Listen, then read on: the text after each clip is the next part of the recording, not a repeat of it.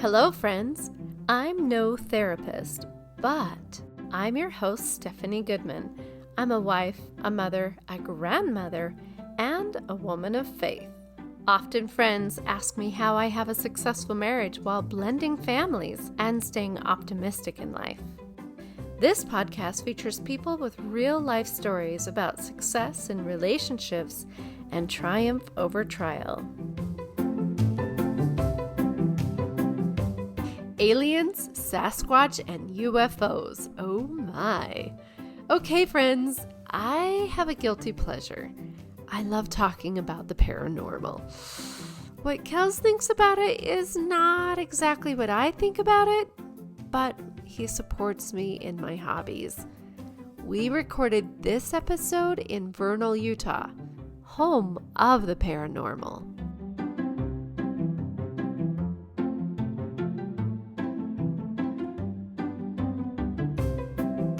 Hello, friends, and welcome back. Thank you for joining us today. We're excited to be able to share with you some of the adventures that we have had and where we have had our adventures, right, Kels? That is right. Where is the key to this discussion? So if you're watching our video, you can see that we have a different background right now.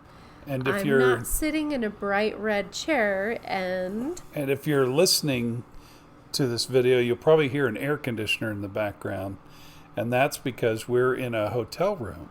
we are in a hotel room. And if we turn that air conditioner off, it's going to get warm. So we have to leave it on. And that brings us up to our subject, which is This is our Halloween special. Okay, let's be honest. On our drive here to Vernal, which is where we're at, by the way, we're in Vernal, and I convinced Stephanie to make this our Halloween special. And we thought, hey, we're going to Phenomicon.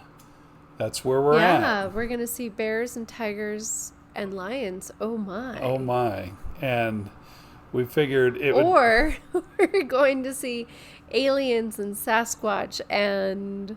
Spaceships. Oh my. Spaceships. Oh UFOs. my. Oh my. Yeah. So anyway, I'll say I'm gonna let Steph just go, but I just wanted to disclaim that I talked Stephanie into making this Halloween special, and we both went ooh. And then after sitting down, going, how do we make this a Halloween special? Stephanie did a great job. Thank you. Bringing it around. And I'm super excited to be able to share it with you. So hopefully everything comes through and we can share the message we desire to share with you. So Kels is saying that we are in Vernal, and the special thing about Vernal is that it is a hot spot for paranormal activity. That's right. Hot spot. And we've come to Vernal actually before. This is our third trip as a couple to Vernal. And if any of you are friends of ours on Facebook, you will have experienced the pictures that Stephanie did with a good friend of hers, Rochelle, at a little canyon called Fantasy Canyon. And it's got these cool structures. It's a lot like if you've seen Galaxy Quest, the movie, and Galaxy Quest shot these scenes where they go down on this planet, and there's the cute little Griznacks, Griznacks, is that what it is? Or I think the big guy's the Griznak or something. Or was Griznak the word for rock? That's what it was. Oh, good call, Steph. Yeah. Wow. Bonus points for me, huh? Bonus points for Stephanie. So on the Sci-Fi Channel. And they beam down, and there's those little aliens. That's actually Goblin Valley, which is south of where we live. Now, Vernal is east of where we live, and we're in Provo, Utah. And so it goes kind of northeast, almost to the corner. And there's this cute little valley where we've filmed or took pictures, and Stephanie would dress like Star Trek or something steampunkish, and it was really kind of fun. We took some really cool photos. Yeah.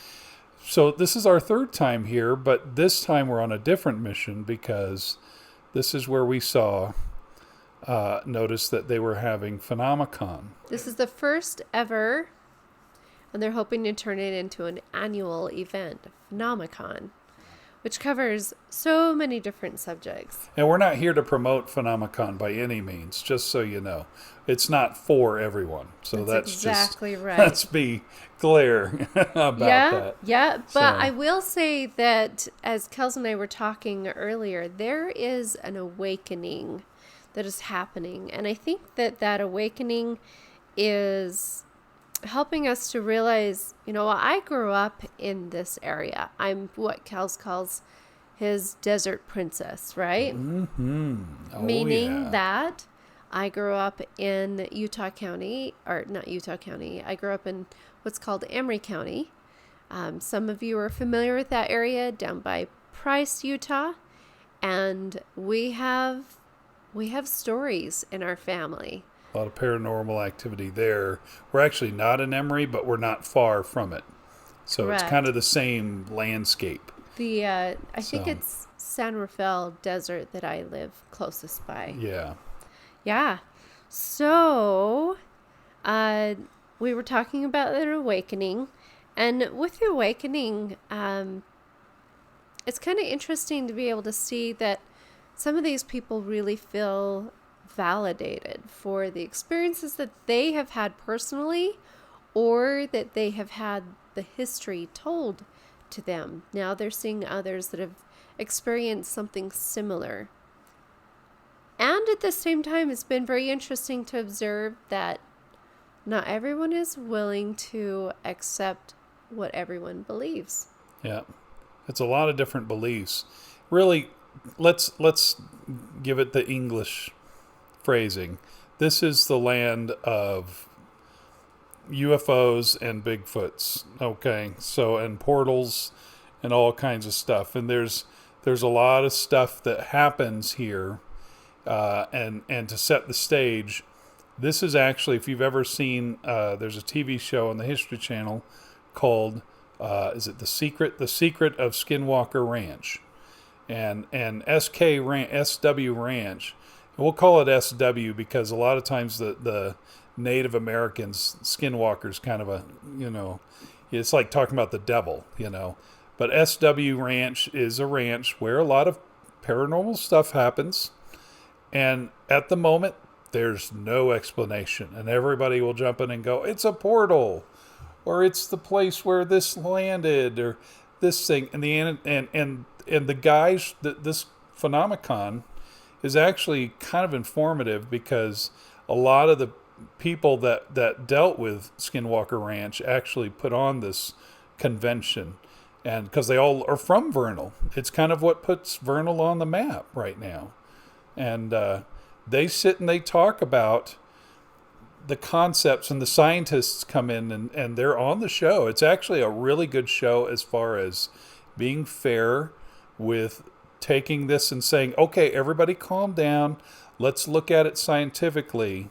Let's don't throw the alien card in there right away, because we don't know that. I'm not saying it's aliens, but, it's aliens. Yeah, and you see the Ancient Aliens show with the guy with the hair, and all the other, things that they like to say, or even in the 90s, there were those shows that Jonathan Frakes would host, or even Leonard Nimoy would host, or whatever, where they talk about paranormal type stuff. And there's the X-Files, yeah, right? And they'd really love to kind of guess conclusions. They'd say, could it be aliens? Could it be this? Could it be that?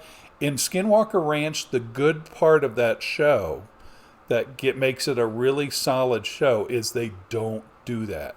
They just say, hey, we were drilling here, and then all of a sudden the radiation level went through the roof, and we saw something flying in the sky, but we're not telling you what it is because we don't know. We got to get to the bottom of this. That's right. In other words, what they're focused on is that they don't have a stand.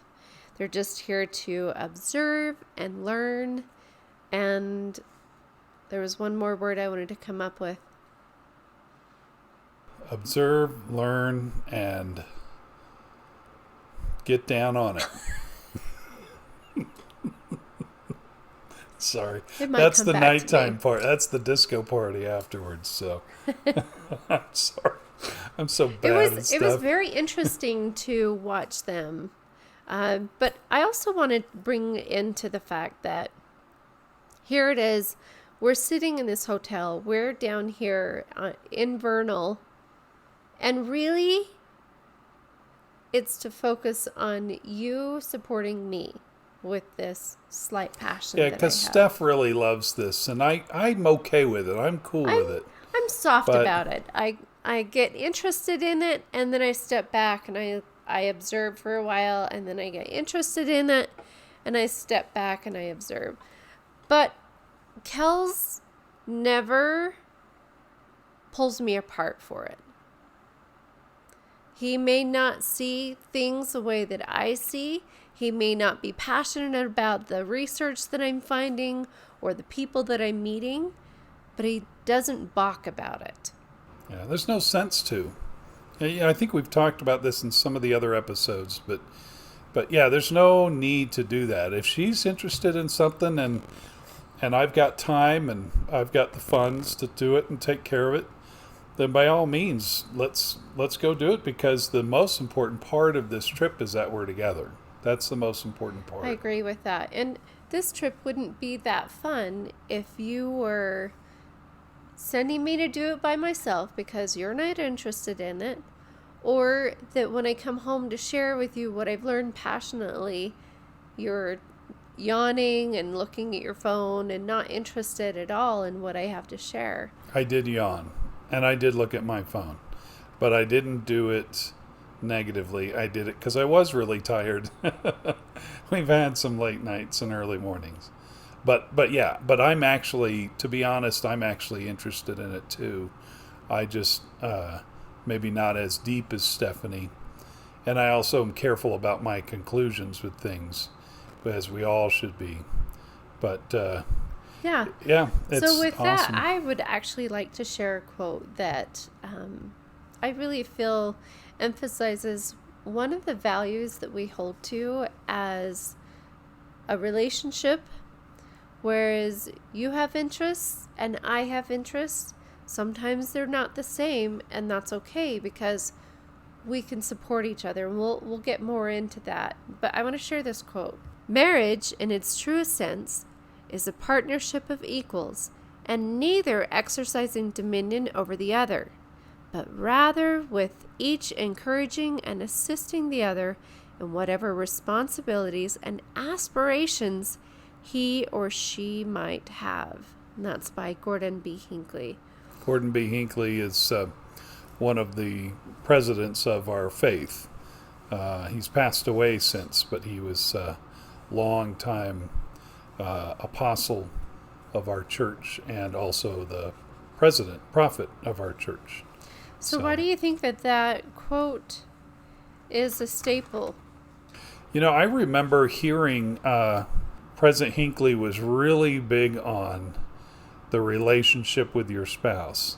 And I remember one of his favorite talks that I still kind of get giggly and emotional off of, where he said he really was encouraging men to love their wives, to treat them as equal. You know, he was really big on that.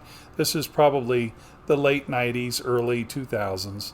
And, and I think we've had a lot of times in the past where men have exercised this kind of dominion over women. And the church has always really tried to discourage that kind of attitude.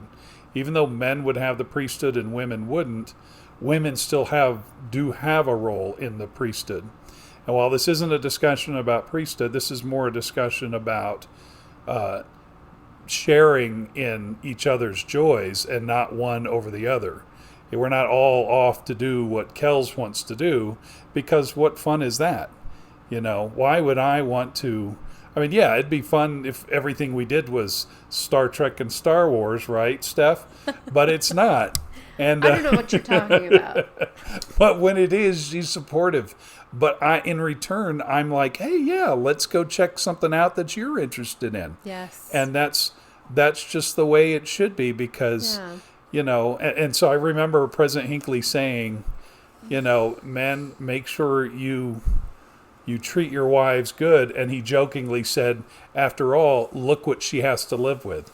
And it just roared the audience of men. Right. Saying, yeah, you're look right. Who she chose, right? You're right. That's right.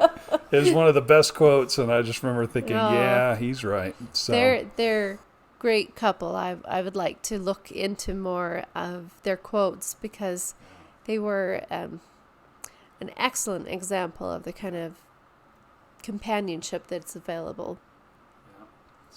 So yeah, I really appreciate that you are willing to go and participate in things like this. And when I say, hey, come over here and meet this person, it's because I want them to meet you. Because I think the world of you. I would love for them to be on the same level of admiration for who we are. Does that make sense? You mean I'm a celebrity and you just want them to meet a real celebrity? That's exactly right. Do you know Kels Goodman? Oh my gosh. Well, I'll let you meet him. He's right over here. You meet Kels. I know you sat with the Sasquatch and you saw aliens and maybe you've been on the ship, but do you know Kels Goodman? I can't wait for you to meet Kels Goodman. I mean, in all seriousness, it's no fun that staff just start, it's the sharing aspect. It's just, I get it, because it's no fun for you to just go off and meet people, and I'm just sitting there alone going, okay, when's lunch? But actually, hey, let's participate. That's part of the participation is meeting these people. And that's why I call our excursions adventures. Yeah. Right? We have no idea what we're going to run into, who we're going to meet, the stories we're going to hear, the connections we're going to make. Yeah. Those are adventures. Well, almost every time you have me meet somebody, I admit that there are moments where I'm like, okay, let's meet this guy, let's meet this person, this couple. Not all the time, just sometimes I do that. And then once I meet them, and maybe after a few discussions, then there's a connection. Then it's like, oh, they're interested in this, or hey, I'm interested in what they're saying, or, so it really, somehow Steph has a gift of being able to know that a connection can be there, even though it may not be totally evident right away. Like James, what's his name? Keenan? Yeah, Keenan. At first when I met him, I remember you had me meet him, and I remember thinking, why am I meeting James Keenan? Okay. And the first few little back and forths, there was like nothing in common. And then finally, we talked about Hidden in the Heartland, and there became something in common. And I got more chance to blab. So, which is really what it comes down to. Well, and let me tell you. Do I get to blab? Let me share with you what drew me there. Really. They were the first booth that I went to go and talk to. They didn't have signs all around. They didn't have things out for me. I didn't feel like I was being caught into their web of attention to buy from them. Yeah. I think that's why I stepped up to meet them. And he had a set of children's books for teaching the youth about ufology, including some of his own personal experiences hidden in fiction books for the youth. So what is ufology, Steph? I don't know. I think it's the study of UFOs and other phenomenon. Phenomenon. Phenomenon.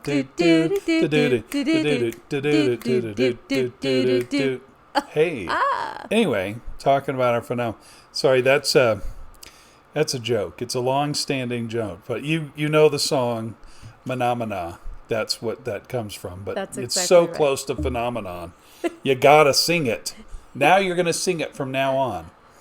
You know it. You're welcome. Copyrighted by Kels Goodman. That's right, and Stephanie Goodman. That's right. Own your copy for $29.95. That's right. So it was great meeting James Keenan. That eventually became a good experience. So, and I appreciate it. Yeah. So whenever Steph has me meet people, I go.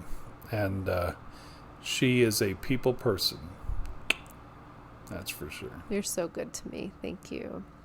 And speaking of that, since Kels was here supporting me and my little Phenomicon, we are going to head up to Salt Lake Next and week. support Kels in FanX, which used to be called Comic-Con. And I still just call it Comic-Con because that's really all it is. But it's a litigation issue, but we'll call it FanX, whatever. But it's the big comic book convention in Salt Lake, the big one. And I have to work it every year. And so in a way, I'm kind of going to make money. The other thing that Steph is doing with me is on Tuesday, we're going to see Styx and REO Speedwagon, baby. And Steph goes, who? No, just kidding. She totally knows. I kind of. These I mean, old if guys. you play the songs for me, then maybe I'll know, and I'll go, oh, yeah. Yeah, that's right. That's what's going to happen. That's what I hope happens. It's true. Because I've dragged Steph to several concerts. I made her see Rush like about 4 or 5 times. Poor girl. So, you know, now the pain. when you say Rush, it's not just a T-shirt or something that someone gets into a rush. Yeah. I know some of the songs. Yep, she knows who the band members are. Right. And when one of them died last year, she mourned with me. That's true. She knew who it was, and she knew that there was a certain love there. It's like losing a great uncle. It's so true. Peace be with you, Neil Peart. Especially when that great uncle was someone that I know my best friend wanted to possibly meet. Yeah.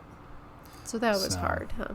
The Phenomicon was like a last minute thing. We literally were watching Skinwalker Ranch on Sunday, and that night I looked up on my phone and I remember telling Stephanie, hey, there's this convention, and we're like, let's go. And we did the math and try to look at our calendar, and that was real last minute because set up a dog sitter and we make sure the house was good. But see, we don't, the one thing is, and we'll probably be talking about this another time down the road, but we weren't like saying, okay, you can go to Phenomicon if you go with me. It's not my thing. Yeah, and it's not my thing. But I see what you're saying. Yeah, but there was no bargaining. There was no bargaining. It was just, hey, it's kind of cool. We ought to go. That's really what it was. It had nothing to do with points or, you do that and I get this, right? It was nothing like that. It was strictly just something interesting. Yeah. It didn't matter whether we were doing something afterwards for me.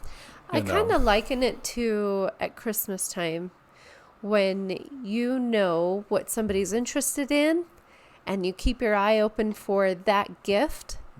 You know that they're going to appreciate it. Yeah. It may not be important to you. I mean, it could be a rock, right?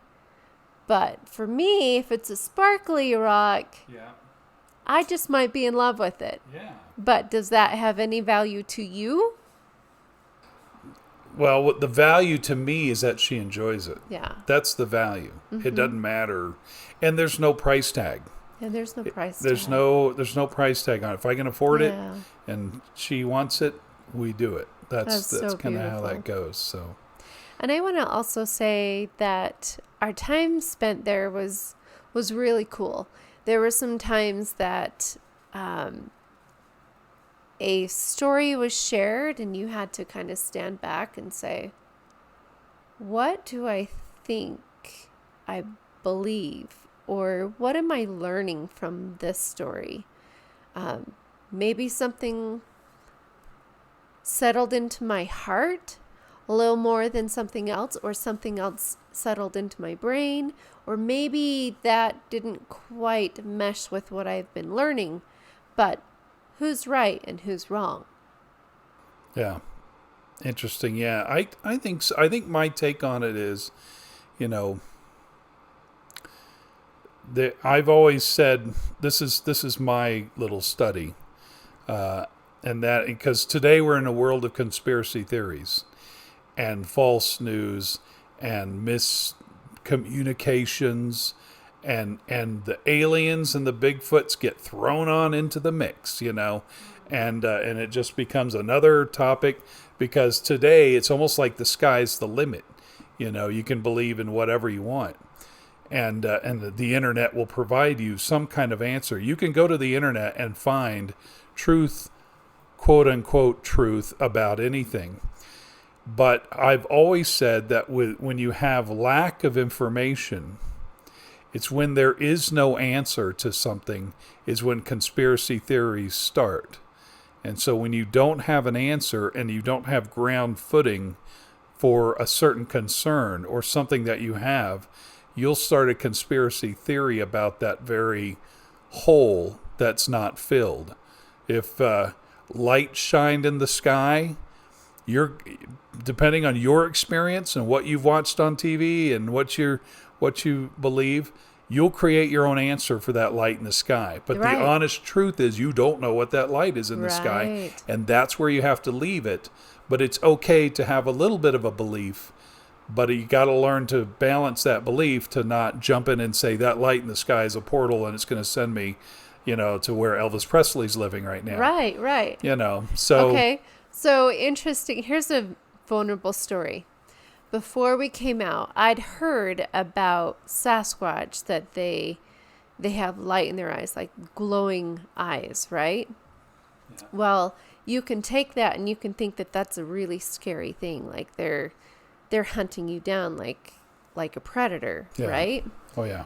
Another story is that because they are a source of light and they want to teach us to have light in our life, that scary light that's coming from their eyes may be a peaceful light. It may be a nurturing light. So when we were coming here, there was a night where the moon was shining in our bedroom, just so that there were 2 glowing spots in the corner of my room. And it looked like eyes. And I thought, okay, so am I experiencing in real life a paranormal experience? Or is there a scientific explanation for what I'm seeing? Well, after I got brave enough, I went over and I switched on the light, and that disappeared.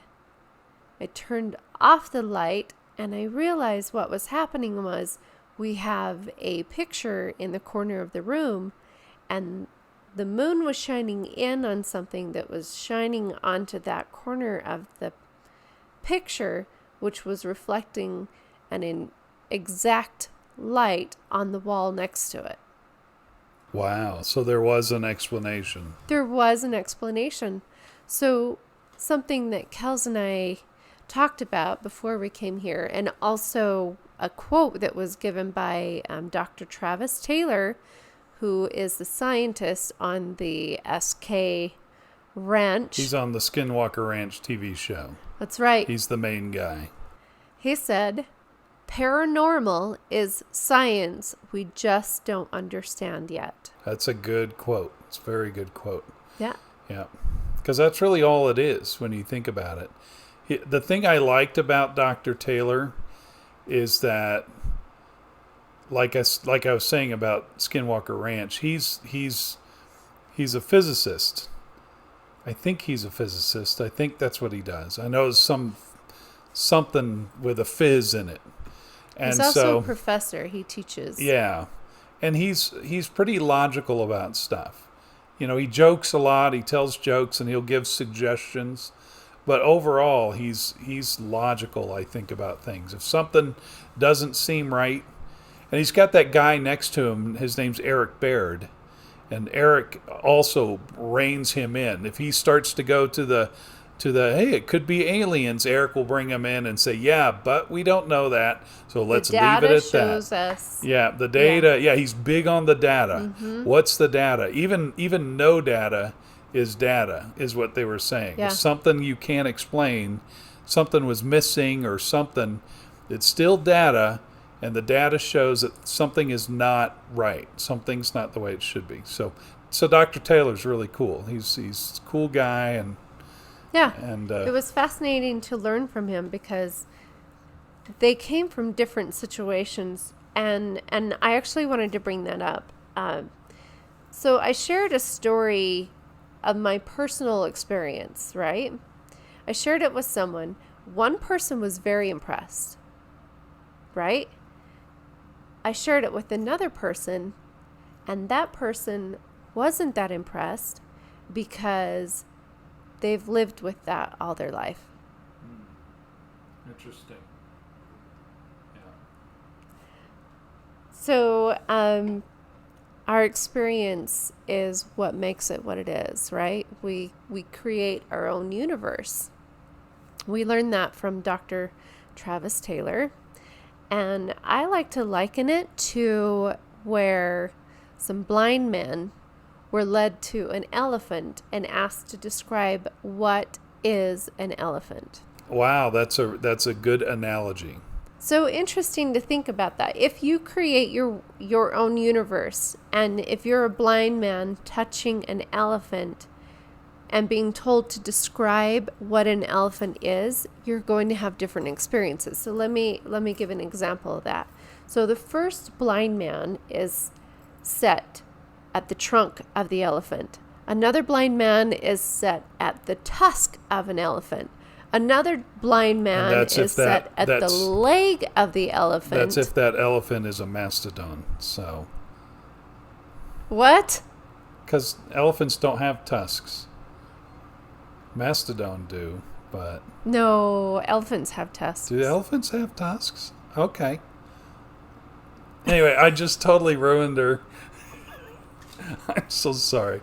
That's right. If those tusks were there... So who's right and who's wrong in this situation? He's right. In this one, maybe I need to pull out my phone and look up an elephant. And Mastodons do have tusks, and woolly mammoths do have tusks. And I think it's the African elephant that has tusks. I mean, where do we get ivory from? You are right. I'm looking at a picture right now, and there's his tusks. So I stand corrected. We'll go back to the analogy that Stephanie was giving. If I can remember where I was. Yeah, one blind. Well, you gave the second. You went from snout to tusk. Tusk. I went from trunk to tusk. That's right. To leg, to stomach, to tail. Yeah. Okay. So if the man who's holding on to the tail of an elephant describes what an elephant is, he's going to describe it like a snake with horsehair head. That's right. Right? Because that's what all the blind man touched. Snake with a horsehair head. Yeah. Yeah. One will the one guy who touched his leg is going to say, "Oh, it's a big mushy, like a tree. Just a tree trunk looking thing. That's what an elephant is." Big tall that's tree. His take on it because that's all he could feel. That's all he could tell from it was his touch. So the point is, who's right and who's wrong? They're all right. They just see it differently. They're all wrong at the same time. Yeah, they're all wrong at the same. That's right. So, but they're right because of what they touched, but only from the data that they're given. What they experienced. And they only got so much data. So they're right about whatever it is they saw. They just don't see the whole picture. That's exactly right. So that's a good analogy. So what you focus on creates your reality. Yeah. That's awesome. And I feel bad that I almost ruined your analogy. But she still did an awesome job. I didn't mean to ruin it with the whole tusk thing. This is real life. Elephants have tusks, and Stephanie was right. So I also wanted to talk to you or share with our audience that one thing that I learned when you and I were first married, which has really been a tool for me to hold on to at times, and that is that I show up in my 100%, and that doesn't mean that your 100% is my 100%. But I have to trust that you are showing up in your 100%, and I appreciate that. Well, I appreciate it too. So, yeah, I try to show up in my 100%, whatever my physical ability.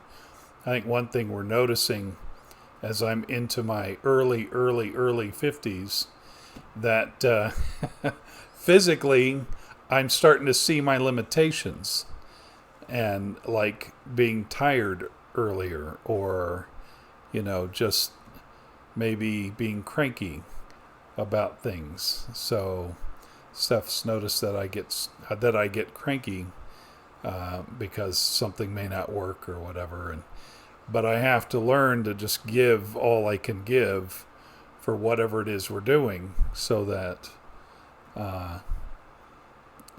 so that I can show her that I care, that I want to see success too, in whatever it is Stephanie wants to do. Yeah. So, and it's okay that at times I have strength where you're weak, and that you have strength where I am weak. I mean, this morning is a good example where we were ready to go. I got up early. You stayed in bed, which is rare, by the way. that's right. I got myself ready, and then I wasn't feeling good. Kels could have taken that opportunity to really rip me apart for, what? We have all this time, we're ready to go, and now you're not feeling good? But he chose to be in a space of understanding, because he understands that when you're not feeling good, you can't give your 100%. And also he trusts that because I'm an adult and we're in a partnership, that I'm not going to be doing things to manipulate, not going to attend 100%. Well, and the reason why I knew that is because this convention, you're more excited about this convention than me. I'm still excited to be here, to go. And so if you're not going, it's not because you don't want to be there. You want to be there. Right. But it's just that you have a real issue that's stopping you. Yeah. And so unless it's like somewhere where I needed to be, I would have made arrangements and said, "Hey, Steph, if you need to stay and I need to be somewhere, I'll go, and you text me when you're ready, and then I'll come back and get you," or and whatever. Actually, we do have to So, do that. We have to be flexible Yeah. in our relationship at times, and we can bring up specific situations, but we're not going to. Yeah. I want. You get it. I want to share with you that after I got to a place of feeling better, and we were able to go to the convention, that our connection was very apparent, that we were strong. And when we go to places like this and we know that we're on the same level of, I'm here for you and thank you for being here, and vice versa, we get a lot of compliments, don't we? Yeah. Yeah, other people can see it. Yeah, they can feel it and they can see it.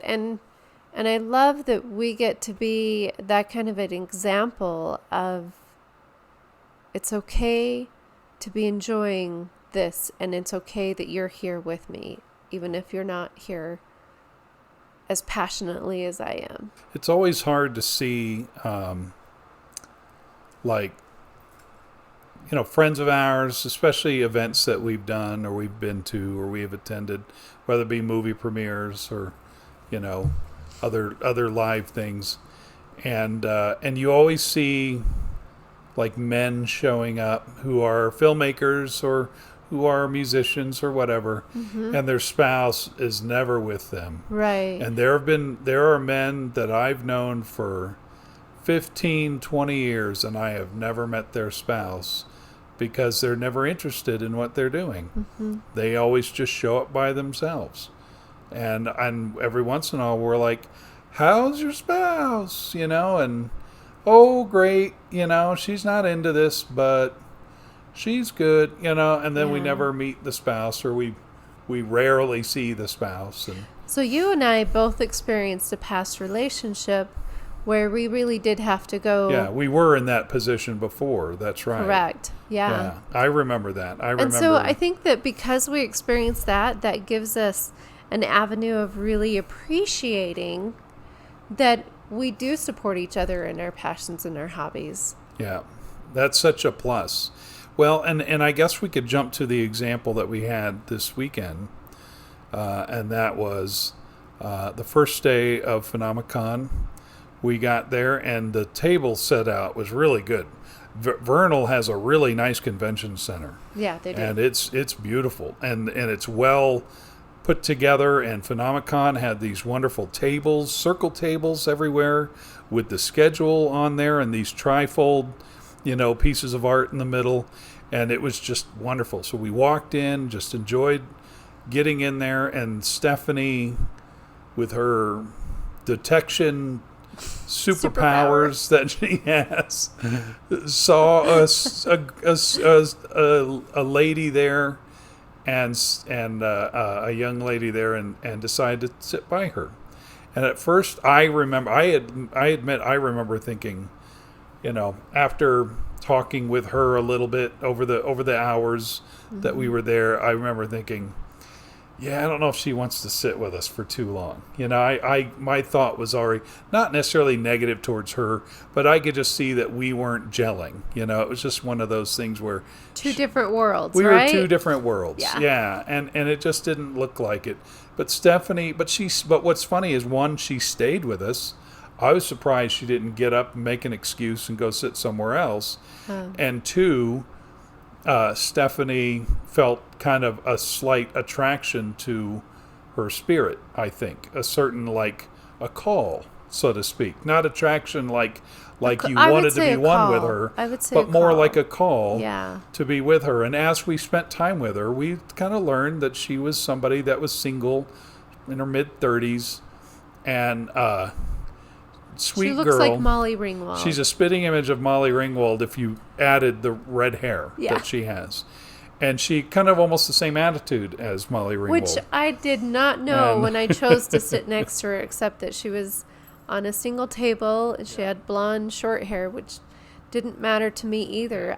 When I walk into a room, and especially in a place where I've never been, I really kind of open up my spirit to saying, where do you need me? Yeah. Who can I meet? What new friend do I get to make? So I walk into a room with optimism, and I know that everything happens for a reason. So let me be a player in that game, right? Steph's real good at that. I'm not very patient with that, but she's what keeps me grounded with that kind of attitude. So. But he lets me be that way, and that's so unique. Well, it's so valuable. And what's neat is she, one of the last times we were with her, she had a lot of attitude. She had a lot of, Not things. Me. Yeah, we're talking about this lady that we were sitting by. Yeah. I call her girl because she's younger than I am, and so she's a girl, but she's a lady, whatever. But she was, we connected a little bit, we bonded. And she gave some smarky comments, and I won't go into the details of it, but she was there for answers. That's why, because she had some of her own experience, but she had a real kind of a little rough attitude, a little bit. It wasn't terrible. It was her story. I would say it was a survivor attitude. Yeah, a real survivor attitude. Like, I've got to do this on my own. Nobody else is here to believe me. I've got to do this on my own. But by the end, she actually could feel, she would tell me that she could see that we were a happy couple, that we had something special, and that being married 15 years, because she was like, wow, you've been married 15 years and you're still acting like you're newlyweds. And it's we get that often. Yeah, we get that all the time. And by at least somebody everywhere we go. Is that because we're the perfect couple? Is that because you believe as I believe?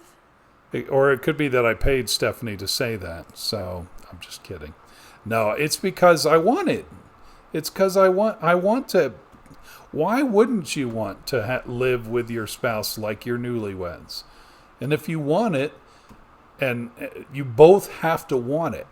That is kind of the magic key. It may take a while for one. If you don't got it, it may take a while for one guy or one woman to do it over and over until the other one goes, "Oh, I see what we're trying to do. Let's be newlyweds." And then you do it. I don't know, because I don't know the art of healing from not being acting like newlyweds. But I just know that since we've been there, we've really tried to always act like newlyweds because it's fun. Why not? Why not act like the girlfriend that you dated during the summer of love? I mean, why not? That's just that's what we are. So that's exactly right. And if it's not easy, it's not worth it, right? That's right. So anyway, so I think that was a neat experience to be able to hear that by the end she complimented us, even after all her rash kind of discussions and remarks of survival. She actually commented and that I hope that our example planted a seed of hope, and that she can have that too. Exactly. That she can look at a couple who's older than her and see how they act like two love swoon spring chickens. I don't know. That's us. I hope I inspired her to find love. That's right. That's all we're there to do. So I want to end with that same quote that I started with, because I think it's important, and maybe it'll move your way into your heart in a different way. But marriage, in its truest sense, is a partnership of equals, with neither exercising dominion over the other, but rather with each encouraging and assisting the other in whatever responsibilities and aspirations he or she might have. And with Halloween being in the season, I think that that's a good conclusion. I can play like Wonder Woman. You can choose to dress up or not. Either way, you support me and I support you. And I love you. I love you too, my Wonder Woman. If you've enjoyed this episode, remember to subscribe, share, like us on Facebook, and follow us on Instagram. Please comment, because I would love to hear about what you think and what you want to see in the future. I'm no therapist, but I am your host, Stephanie Goodman.